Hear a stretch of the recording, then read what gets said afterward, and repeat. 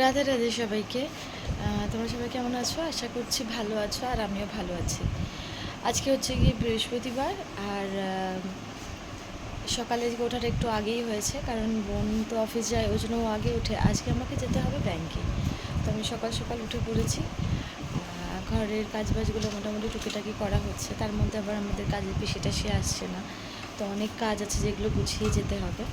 তো আমি জাস্ট ঘরের জিনিসপত্রগুলো গুছিয়ে রেডি হয়ে বেরোবো। আমি সবেমাত্র চা খেয়েছি, আর যেহেতু বৃহস্পতিবার সেজন্য পুজো দেওয়া আরও একটা এক্সট্রা কাজ থাকেই। চলো সাথে থাকো, দেখতে থাকো। আমি কী করি আমি যতটা পারবো তোমাদের সাথে শেয়ার করার চেষ্টা করবো, সাথে থাকো। রেডি হয়ে আমি চলে এসেছি ব্যাংকে এসেছি অ্যাকচুয়ালি পাসবুক নিতে। বোনের পাসবুকটা নেওয়া দরকার ছিল, তো ও তো অফিস যায়, ওই জন্য আমি এসেছিলাম ওর পাসবুকটা নিতে। আর এটার জন্য অনেকটা সকালে এসে লাইন দিতে হয়। দেখতে পাচ্ছি আমি বাইরে এসে একা দাঁড়িয়ে রয়েছি বোকা বোকা হয়ে, তখনও গেট খোলেনি। তারপরে গেট খুলে তারপর পাসবুক দেবে। জানো তো, ব্যাংকের কাজ হয়ে গেছে, হয়ে গিয়ে আমি বাড়ি চলে এসেছি। আর এসে এই জাস্ট বসলাম। আমি চেঞ্জ করে নিয়েছি, কারণ অস্বাভাবিক গরম লাগছে। কালকে 2-4 ফোঁটায় বুঝি বৃষ্টি দিয়েছিল।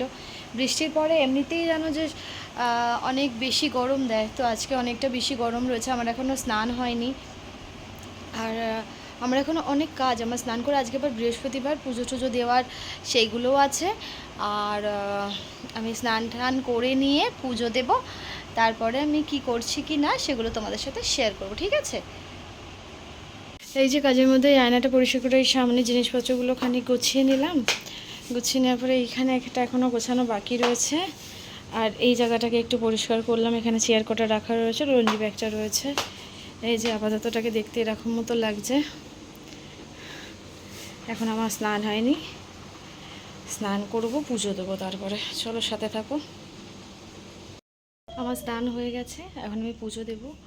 আর এই ঘরের জামা কাপড়গুলো শুধু গোছানো হয়নি, আর বাদবাকি জিনিসপত্র আমি সরিয়ে ঠরিয়ে রেখেছি। খাটের তলে যেগুলো রাখা, এই জামা কাপড়গুলো গুছিয়ে নিলে আমার গোছানো হয়ে যাবে।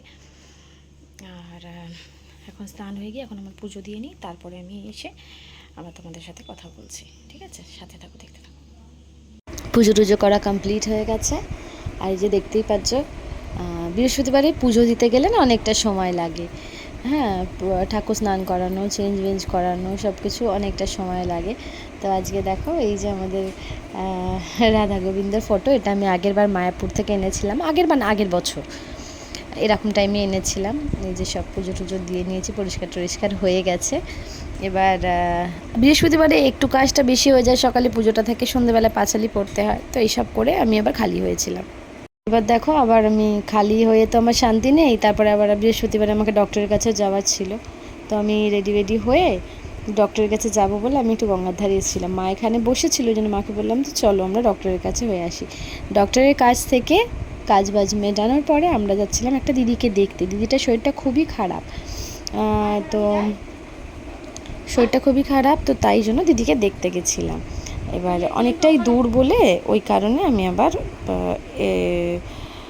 টোটো করে গেছিলাম। তো ওখান থেকে আসার পর একটু লেট হয়ে গেছিলো, পুজো টুজো দিয়ে তারপরে আমরা একটু টিভি দেখতে বসলাম। টিভিতে এইসব কুকিং হচ্ছিলো, এইসবগুলো পাহাড়ে এইসবগুলো দেখছিলাম, কোনো কাজ বাজ ছিল না। তো এইসব দেখতে দেখতে অনেকটাই লেট হলো।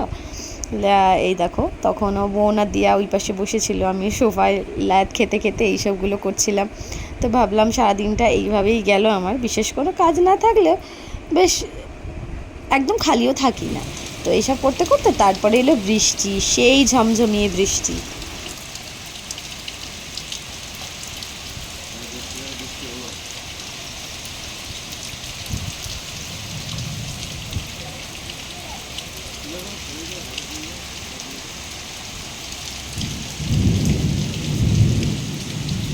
কত জোরে, কি জোরে জোরে বিদ্যুৎ চমকাচ্ছে, বাবা গো বাবা।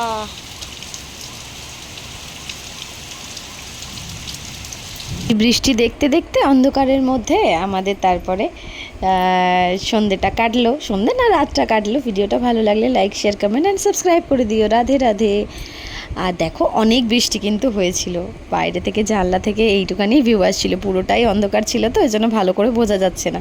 কিন্তু যখনই বিদ্যুৎ চমকাচ্ছে তখনই একদম যেন সব দিকটা আলোতে ঝলমল ঝলমল করছে। আর এই আমি সামনে কোন গাছটা দেখাচ্ছি বলো তো, সেটা হচ্ছে কৃষ্ণচূড়া গাছ। তো যাই হোক, কাদের কাদের ওখানে বৃষ্টি হচ্ছে সেটাও আমাকে জানিও। আর সবাই খুব ভালো থেকো, ভালো রেখো। রাধে রাধে।